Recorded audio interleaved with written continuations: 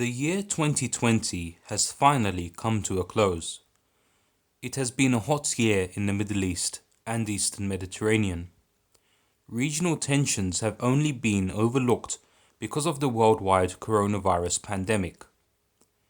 This time last year, the world witnessed a number of events that led many to believe the outbreak of World War III was imminent. The conflicts in Syria and Libya were two wild sparks that threatened to set the world alight. While the deployment of Turkish troops to Libya polarized Europe and almost brought NATO and the European Union to loggerheads, the Trump administration's assassination of Iranian Revolutionary Guard's Quds Force commander Qasem Soleimani in Iraq looked likely to trigger a massive escalation in Syria as Iran vowed vengeance. The US position on the region was always going to be an interesting one, owing to 2020 being an election year. Despite at the beginning of his term opting to pull out US troops from the Middle East following the defeat of ISIS, outgoing President Donald Trump had to take a few bold steps in the region to boost his credentials among his Republican support base. He also had to distract the public from calls to impeach him while he was still serving as president. Killing Qasem Soleimani was certainly going to score him points with the powerful Zionist lobby in the US and hamper Iranian efforts to fill the power vacuum left behind in Syria and Iraq. American military strategists would have also understood the need to execute the top Iranian commander as soon as possible, fearing a missed opportunity to take Soleimani out in the event of a Republican defeat to the Democrats in the November election. As witnessed in the previous administration led by former President Barack Obama, the Democrats certainly took a softer approach when dealing with the Iranians, having in 2015 signed the Joint Comprehensive Plan of Action nuclear deal with Iran. This deal was torn up by the Trump administration, but with the Democrats now back in power, conversations are already pointing to the revival of the plan. It was important, therefore, for the US to hit Iran and its interests hard while Trump was still in office, before any alternative leader set about dealing with the Iranians again. Of course, by assassinating Soleimani, Trump risked causing a major destabilization in the region. Soleimani was extremely popular among everyday Iranians for his successes on various battlefronts. Humble yet charismatic, and a loyal soldier of the Iranian Revolution, he was elevated to rock star status, not only in Iran, but also among Tehran's Shia allies throughout the Middle East. If only to save its own reputation, the Iranian regime had to retaliate. That retaliation was expected, but the severity of it was anyone's guess. Immediately after the drone attack that killed Soleimani, Trump sought to play down tensions, while mass protests surrounding the slain general's funeral called for retribution. The regime in Tehran was being squeezed by its own people to take action, but at the same time, the regime knew very well that any retaliation of significant impact would only start a war it was not ready to fight. So, Iran launched ballistic missiles targeting American positions in Iraq. The damage caused by the missiles was so minimal, it was as if Iran had intentionally aimed to miss their targets. In fact, it seemed the only real damage done was Iran accidentally shooting down a passenger jet and killing dozens of its own civilians. Nonetheless, it was played out to the Iranian people like a great victory against the Americans. After that, the name of Qasem Soleimani was barely ever mentioned again. In this instance, American calculations on Iran not pursuing a course of self-destruction proved to be correct. Since the death of its general, Iran's progress in Syria has been stifled. Iran has been helping Syrian regime leader Bashar al-Assad throughout the Syrian civil war, which started almost 10 years ago. Iranian Quds Force commanders have been working with Hezbollah, a Lebanon-based Shiite militia, to bolster the Assad regime, which before the Russian intervention in 2015 was on the verge of collapse. They have mainly been shoring up Assad around the Lebanese border and near the Israeli-occupied Golan Heights. Israel has kept a close eye on all Iranian and Hezbollah movements in Syria, and Israeli airstrikes targeting their convoys and campsites have become somewhat of a weekly, if not daily, occurrence. Iran seems unable to do anything to prevent attacks by Israel, which has even shown the ability to carry out hits as far north of the Israeli border as Aleppo, which is closer to Turkey. Not only has Iran encountered problems with its military strategy in Syria, but its entire axis of allies has come under severe economic pressure. The economic impact of the pandemic aside, the Syrian economy was already in tatters even before the Trump administration rolled out the Caesar Act sanctions targeting the Assad regime and its affiliates. The dire situation has seen the re-emergence of anti-Assad demonstrations, reminiscent of protests that led to the civil war a decade ago. Meanwhile, Hezbollah faces its own problems in Lebanon, where public opinion has been turning against them due to their non-cooperation with efforts to secure a much-needed IMF bailout. Many people in Lebanon, who are now facing starvation, blame Hezbollah for the collapse of the Lebanese economy due to their facilitation of cross-border smuggling between Lebanon and Syria. The smuggling has enriched Hezbollah while denying Lebanon important tax revenues. Lebanon's inability to crack down on the smuggling is also damaging its chances of securing a bailout, and so long as Hezbollah continues to take advantage of the country's sectarian political system, its representatives in Beirut are likely to continue sabotaging talks with the IMF. Hezbollah has thus shown that it prefers to risk the total collapse of the Lebanese state in order to secure its partisan interests rather than give concessions on its cash flow. Without a solution to this standoff, Hezbollah's selfish behavior will no doubt be punished by the very same people it claims to defend. So, with a lack of alternative options, or at least the imagination to think of any, Iran and its allies are continuing with the same strategy that has kept them in the game so far, except now they feel the pressure, their tactics have got a lot dirtier.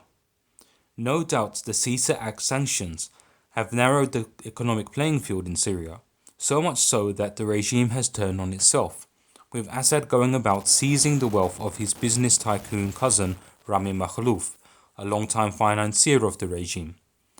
Understanding this new reality, Iran seeks to cement its spot among Assad's allies.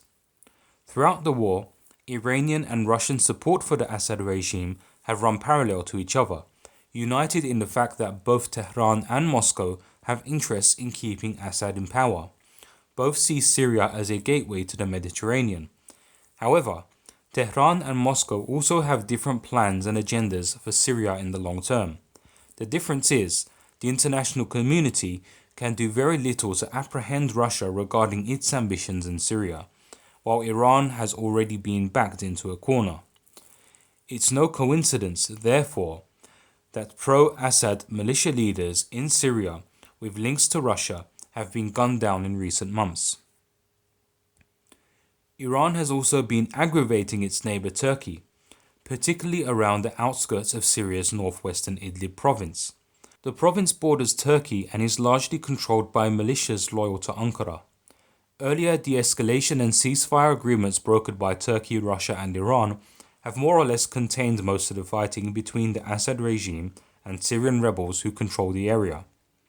Skirmishes earlier in the year saw Turkey retreat from some of its outposts around the circumference of the de-escalation zone as the Assad regime pushed back some of the rebels.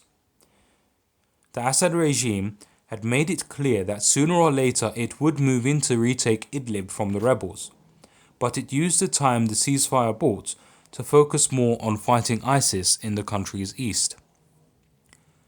After ISIS was defeated, the Assad regime turned its attention to Idlib, primarily with the aim of clearing the rebels from the M5 highway in order to secure the connection between the capital Damascus and the commercial hub of Aleppo.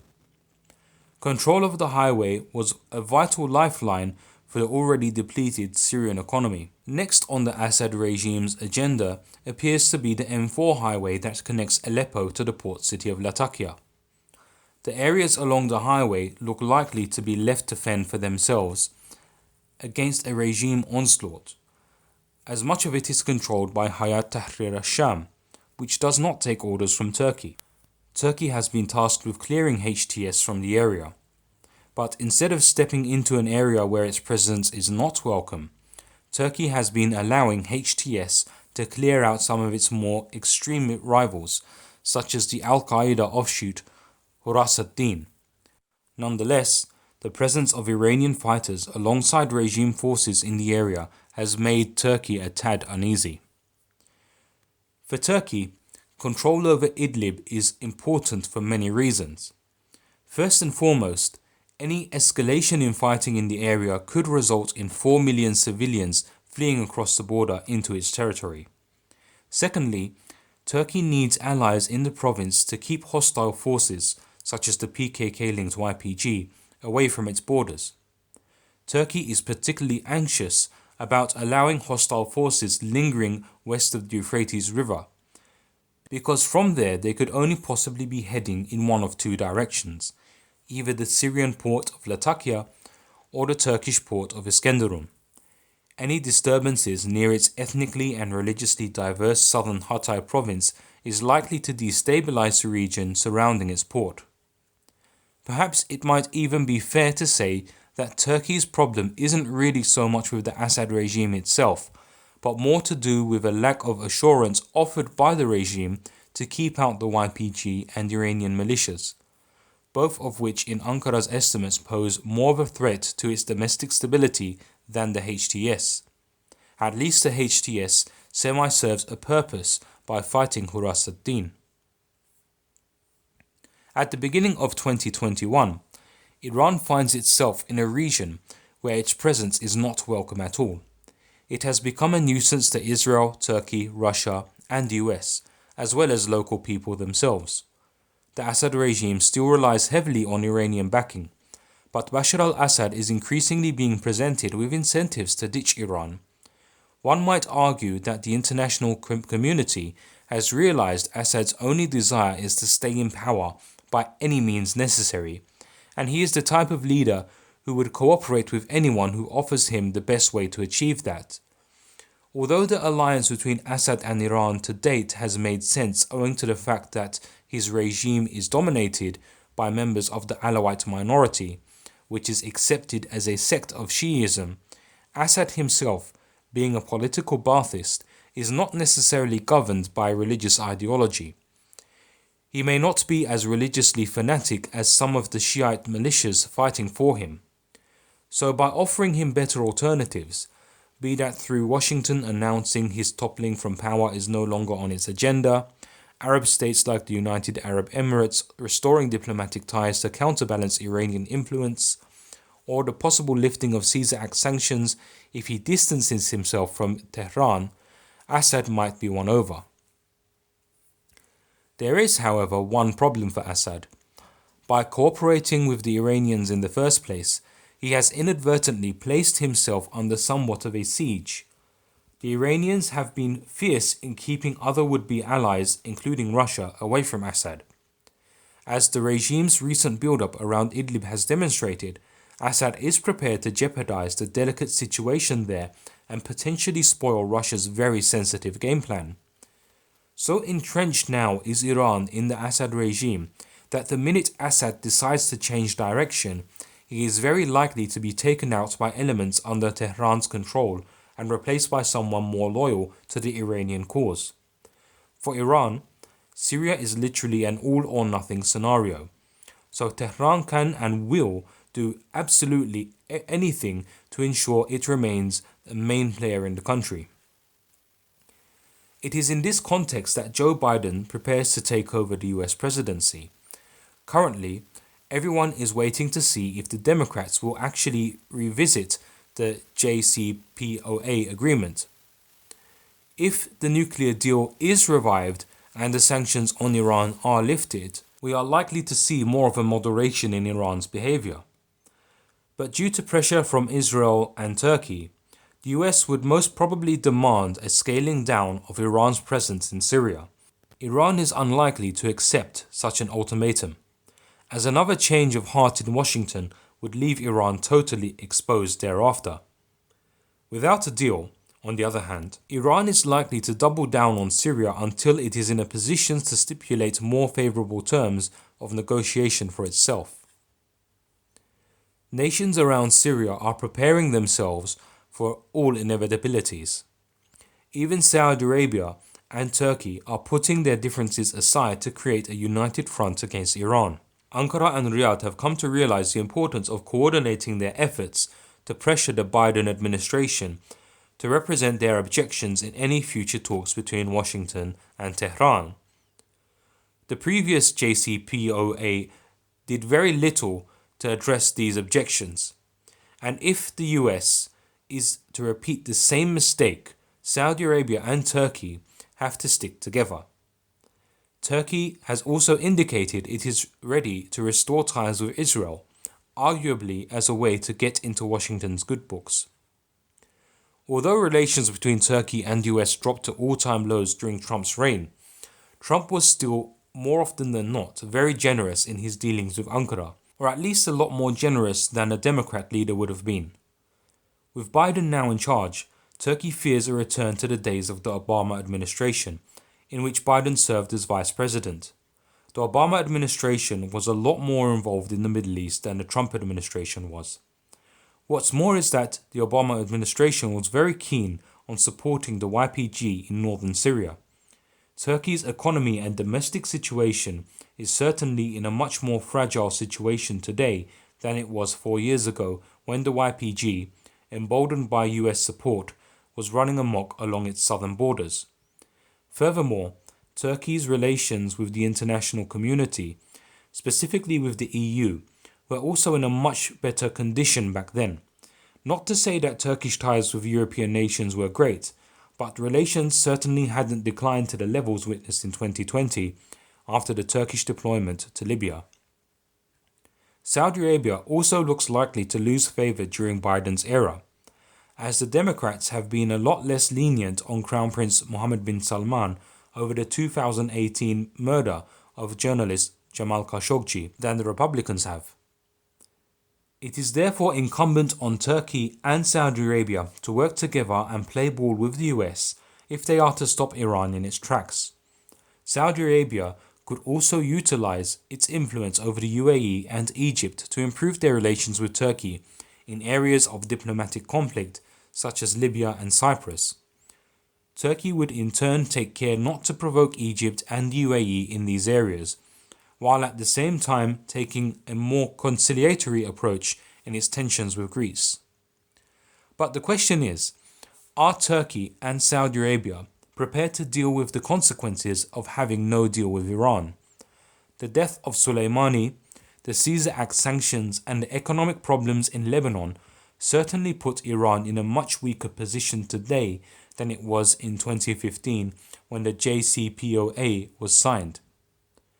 But that doesn't make it any less dangerous to its rivals. Without an incentive to behave diplomatically, the only way forward for Iran is to battle its way to achieve its goals. A lot will ride on the outcome of Iran's presidential election in June. Current Iranian President Hassan Rouhani, who many deem to be a moderate, showed the world a lesser-known side of his country by successfully championing Iran through the nuclear talks years ago. Having completed his second term in office, he is no longer eligible to run for the presidency. If another moderate is elected in his place, the US is likely to engage with Tehran for further talks. On the other hand, if Iranians elect a hardliner, hope for a new deal would be all but lost. But of course, the US and Israel are in pole position to shape Iranian thinking ahead of the elections. If the Biden administration takes an aggressive stance on Iran from the get-go, then Washington can be assured that Iran has no shortage of populist hardliner candidates waiting for the opportunity to chew on whatever bones are thrown their way.